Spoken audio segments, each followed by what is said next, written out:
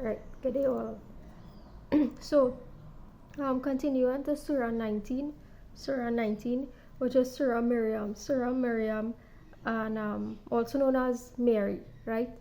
Um, Surah dealing with the the concept of Mary, also known as the concept of motherhood, also addressing the concept of the chosen, concept of Mary, right? And with the concept of Mary is the concept of Jesus, right? As the story go, the the story of the birth of Jesus Christ, Mary being the virgin mother of the Jesus Christ, right? So addressing that story, right? Because it's a story, right? The Immaculate Conception story is a story. I don't know where this has derived from, and frankly, I don't really business about going into the fable aspect of this thing, right? So we are addressing this from a message perspective, right?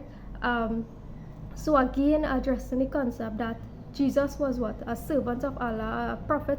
A prophet is a servant of Allah, a messenger is a servant of Allah, right? A prophet being one charged, one receiving a revelation from God, a messenger being the one charged to what? Reform or to change society, right? According to the book, right? So a prophet or a messenger, somebody could be both. Somebody could one receive a revelation and is charged with the responsibility to reform a society, right? So a person could be both a prophet and a messenger, and anybody could actually, through virtue of righteous deeds, be a prophet or be a messenger, right? Or anybody, if God wills, if Allah wills, could make many people prophets, right? God could make many people prophets via revelations, right? And God could make many people messengers, right? Through their acts of righteousness to reform a society, to change a society, right?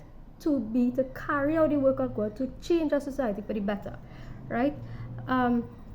So this is addressing this Surah 19 verse 8, right? It says, is asking God, how will I have a child when my wife has been barren and average an old age, right? So this is just addressing the concept of societal expectation, right?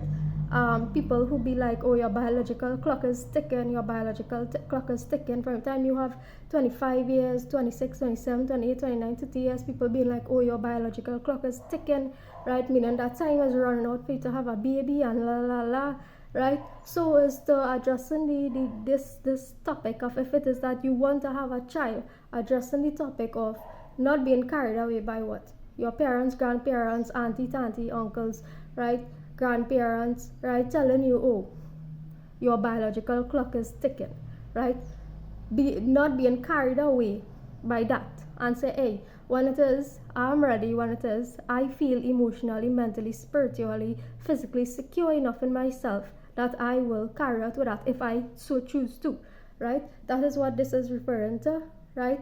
So it's referring to dismantling these expectations that people have that you must what? Follow that linear process and by a certain age do this and that, right? Or have a child. You can have a child if you wish to. You cannot have a child if you do not want to. You are actually in charge of your destiny where these things are concerned, right? You don't have to listen to anybody telling you need to do this by a particular age. There are many people over the world who have had children up to 40 years and so on, right? There are people over the world who have done these things. So it is by your if it is you wish to prolong that period, you go on and do that. If it is that you have other activities that you wish to do, if you do not want to have a child at all, you don't do that, right? So it's to what? It is to not pay attention to the pressures, the pressure from society, which is easing. Times are changing and these things are easing, lifting, right? So Surah 19:9, right? So the question is, how will I have a child when my wife is barren and average and always? And God is saying that what? If He wills, and if it is that is your righteous desire, if He wills, and if it is your righteous desire, then so be it, right? If it is that two people want something, right, and it is their righteous desire, then so be it, right? If they don't, so be it as well, right? Good. Moving along. Right, so reiterating Surah 19:30, verse 30, right? Where Jesus said, right? Jesus himself said, indeed I am the servant of Allah, right? So this is for, and the book is reiterating also that Jesus was a human messenger, right? A human messenger. So if Jesus is saying, hey, I am a servant of Allah, and here what? Well, the entire world, 3/4 of the world actually accepts that hey, Jesus Christ actually had lived and walked this world. If 3/4 of the world actually admits and accept that hey, this prophet or this messenger has actually walked the earth, right? And believe and accept that this messenger, right, is actually came to deliver truth and so on, then and he is a human messenger, right? So what is stopping people from actually being servants of Allah? Meaning general people, right? Meaning you are, meaning that being a Muslim, right? Being a Muslim or dying a Muslim or dying with the message of the Quran is actually the one of the humblest and the noblest thing that you could do, right? Dying or striving in the cause of Allah, right? Dying or striving in the cause of Allah, which is mean if you are if you are in a war, and this is not no war as in the typical context of a war. This wars against yourself. Right? This battles against yourself. And if you die, right, striving in the cause of righteousness, in the cause of Allah, right, it is the noblest and the humblest death, right? If you die with the message of the Quran, right, it is the noblest and the humblest death, right? So Jesus is saying, indeed, I am the servant of Allah, right? So all the people who claim to what? To adopt this messenger as their prophet, as their messenger, was preventing you from saying, hey, right, I too, just like Jesus Christ, am a servant of Allah. I too am a Muslim. I too am a servant of Allah, right? Instead of what? Going through, right? Having to have Jesus Christ as your what? Intercessor, or as your prophet to say, hey, I can only attain God, or I have to accept this messenger as going through in order to access the Father, in order to access God itself. You don't, right? You don't have to, right? Good.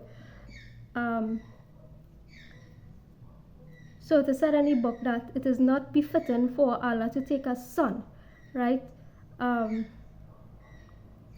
Worship Allah only, right? It is not befitting for Allah to take a son, right? So you're going directly to Allah, you're going directly to God, right?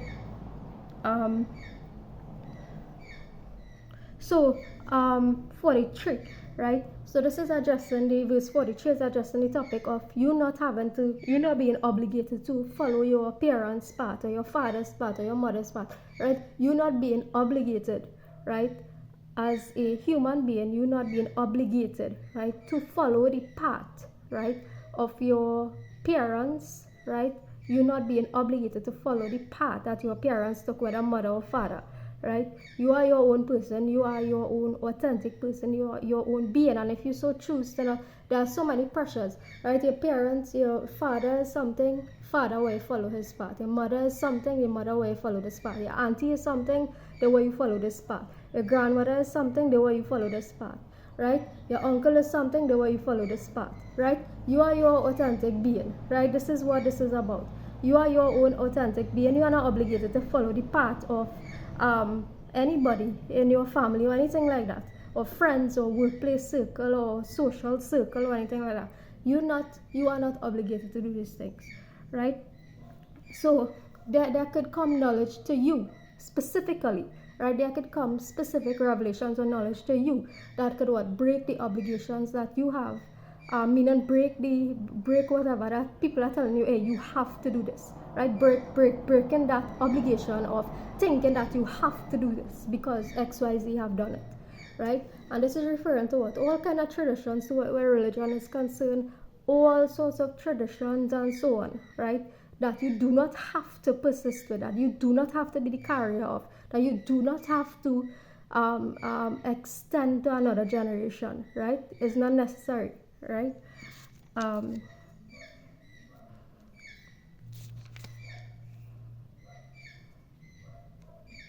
Right, so 74 verse 74 is saying again, right, to not see yourself as what? better in appearance than another person, one, or if you have possessions, material possessions, to not see yourself as better than another person, because it says, how many generations have have Allah destroyed, right? How many a generation has Allah previously destroyed, right? Who were better off in possessions and outward appearance, right? How many generations have Allah previously destroyed, who were one better in possessions and better in outward appearance. So these things really, and from time to time, these messages keep repeating for people to get the picture, right? So Allah increases those who are guided in guidance, right? And enduring good deeds are better to you, better for you to God, right? Right. So emphasizing the point 88, emphasizing the point for people who say the most merciful has taken himself a son, right? They have done an atrocious thing, right? The heavens almost rupture therefrom, and the earth splits open, and the mountains collapse in devastation that people attribute to the most merciful as son, right? So alluding to the fact that everybody has two, right? Everybody must accept, right? Must accept that this concept is a flawed concept, because if it is that you actually follow, right, and adopt the message of this person, the Jesus Christ character, right, if it is that you adopt the message, he himself has said, I am indeed what? A servant of Allah, right? So what makes you any different from that, right? Being a human messenger, right? It is not appropriate for the most merciful that he should take a son, right, or a child, or what I mean is that one particular person, right? It is not befitting for the most merciful to adopt one child, one son, and say, hey, this is this person alone, right, is mine, right? Good. Right. So that's just to emphasize this point, right? So to clear out the concepts of the past, which is the Maryam, and the concept of the Christ concept, not the concept of the Christ. We're not talking about the Christ character. Clearing out the Maryam character, the Mary character, right? Clearing out the character of Christ, meaning that we are all children of God, right? We are all children of God, right? So this is simply what this topic is about, and addressing motherhood as, okay, if you want to have a child, you have a child. If you do not want to have a child, you do not have a child, right? That's all this chapter is about. So breaking some of the traditions of the past, right? Have a good day, everybody.